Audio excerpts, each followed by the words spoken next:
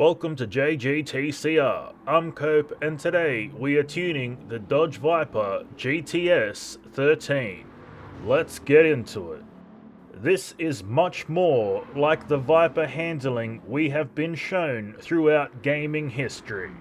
This vehicle feels hefty, cumbersome, understeery, wheel spinny, and just all round more death trappy in nature. There is definitely a particular weight factor to this Viper that greatly impacts the way this car feels as it moves on track. The handling is slow and lazy. It will understeer at any given moment and run us straight off the track. The steering does work, but it certainly feels quite lethargic once we start pushing the boundaries of this Dodge Viper. There is plenty of power to go around, and while it does take some time to make its way through the rev range, it does so considerably well. The power delivery is too aggressive, and it will provide us with an abundance of wheel spin if we do not manage the throttle effectively. The brakes do work, but take a considerably long time to slow us down, especially from high speeds, so we must adjust accordingly. There is also a spongy nature to the brakes that makes us wobble a touch, and it does not like to let us turn while braking, so it's best to get all braking done in a straight line before turning in. Let's collect our time.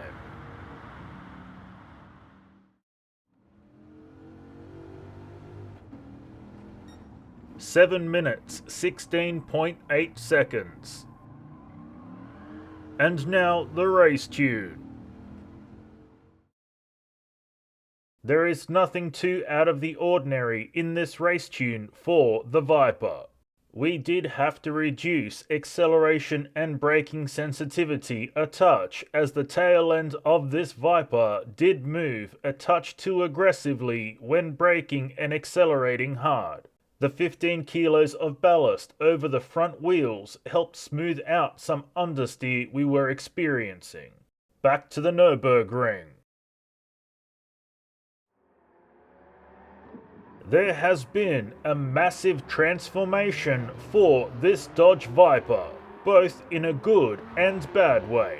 With all of the added aero, we now have much more car control on circuit. However, the extra power is a bit hard to wrangle and manage once we start pushing. The handling has advanced a great deal. This Viper now moves on circuit with purpose. There is a decent amount of front end grip for the most part, but we can experience some mild understeer when the rear hooks. In this scenario, it's best to ease off 3 to 5% on the throttle to regain front end control. The steering is considerably sharp, and there is a good amount of agility for us to play with, but it does still have some weight behind it, which puts us at risk of the front end locking in and causing understeer. This scenario can be easily avoided if we are smooth on inputs and not heavy-handed. The power is there in spades when we manage to get it to the ground cleanly, and when we do, it picks up pace incredibly quickly. The power delivery is fairly solid, but it can be hard to manage if we do not use good throttle modulation. Wheel spin is something we must always keep in mind when dropping the hammer. However, if we place the hammer back where it belongs gently, it does yield the best results. When slides occur, they are not pleasant at all, but at least they are controllable. The brakes work well at slowing us down, but there is a nasty tendency to eject the tail end at the last minute and/or when releasing the brakes. Multi-stage braking does help in this scenario. Let's collect our time.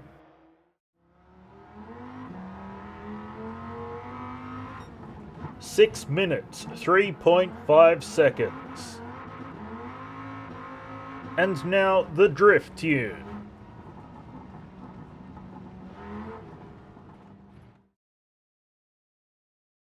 The drift tune for the Viper required us to soften the rear end considerably. We also made some adjustments to the differential and added ballast of 60 kilos at a ballast positioning of 25 over the rear wheels. This was to stop the tail end from stepping out too aggressively and making us spin out. Let's drift Suzuka.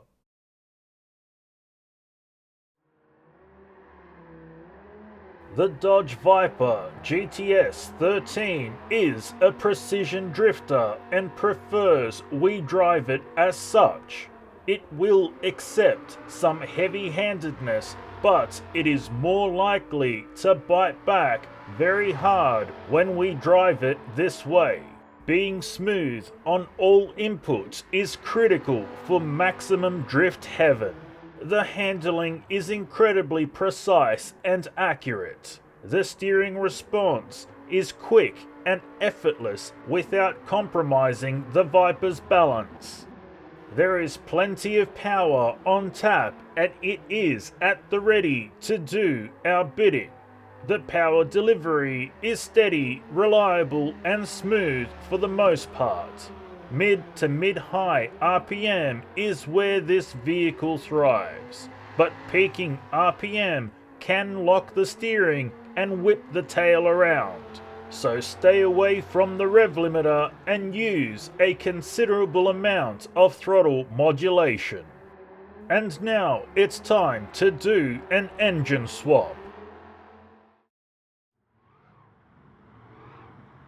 Take note, my friends, anything that gets a Bugatti swap becomes a boat or a tank that responds to our inputs like a stubborn donkey.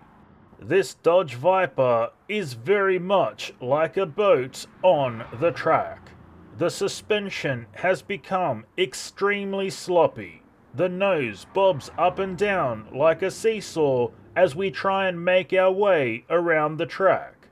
The tail end slips and slides like it's on ice in all 6 gears. The handling is all over the place. It can grip and understeer multiple times in one turn. The steering is extremely lazy and it's hard to turn when grip is indecisive. The power is a lot for the chassis to handle without a decent support network behind it. The power delivery is incredibly aggressive. Wheel spin is prominent up until 4th gear, so try and stay in 5th and 6th. However, they are also prone to wheel spin if we choose to drive aggressively. The brakes are very laggy when it comes to slowing us down. Make sure to brake extremely early and hang on to the brakes longer than we think is necessary, as running off circuit is highly likely. We also need to take into consideration that there is a lot of understeer while braking, so do not expect to turn and brake at the same time. Let's collect our time.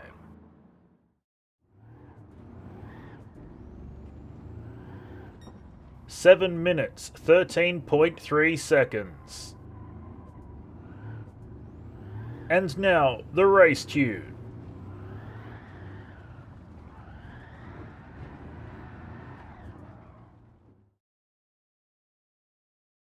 There were issues of both over and understeer when tuning the engine swapped Viper.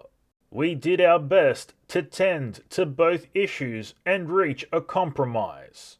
A crucial factor for controlling wheel spin was the ballast of 160 kilos at a ballast positioning of 30 over the rear wheels. Let's see how it performs on the Nürburgring.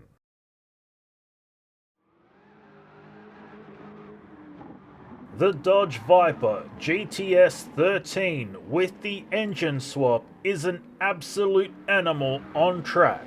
No doubt about it, this thing will rip your face off and laugh about it the whole time. We will definitely need an advanced degree in throttle control and the patience of a saint to put what this Viper has to good use. But make no mistake, it will constantly test the boundaries and limitations of our driving skills. The handling is awesome for the layout. The steering works well and does as it's told as long as we are moderately focused on smoothly delivering inputs.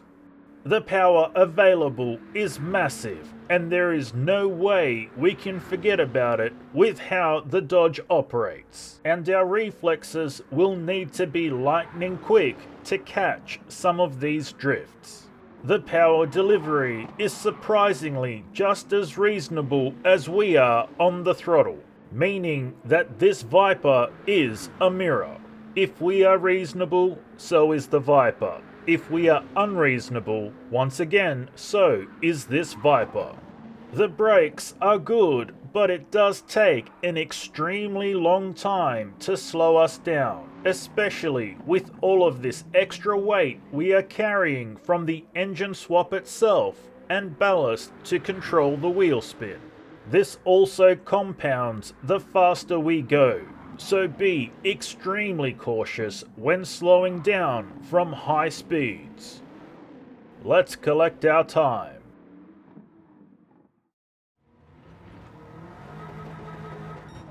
5 minutes 59.1 seconds. On to the drift tune.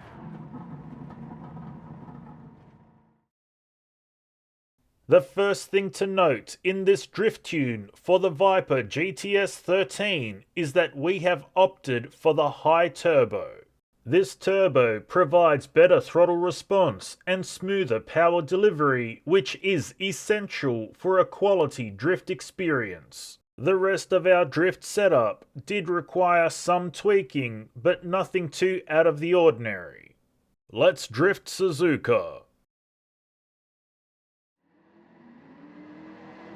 The Dodge Viper GTS 13 with the engine swap is an absolutely monstrous drift car. It has power out the wazoo and a decent tune to the chassis to keep it all together on circuit. This is definitely a brute force drifter, but we must take care to not overuse the throttle as it will bite back incredibly hard. The handling is extremely solid when drifting reasonably within the chassis limits as far as RPM goes. If we are too aggressive or heavy-handed on throttle, it all disappears in a flash. Steering seems lazy due to the weights, but in reality, it is doing a stellar job of keeping us in control. The power available is off the charts, and it's up to us to have the self-control to use it properly and effectively. Power delivery is brutally aggressive if we floor it. However, there is an astounding amount of control available to us if we maintain around 4,000 to 5,000 RPM while drifting. It may sound and feel lazy due to the RPM and weight, but make no mistake, the reality is it is moving extremely fast. And that's all we have for you today, so until next time, keep racing!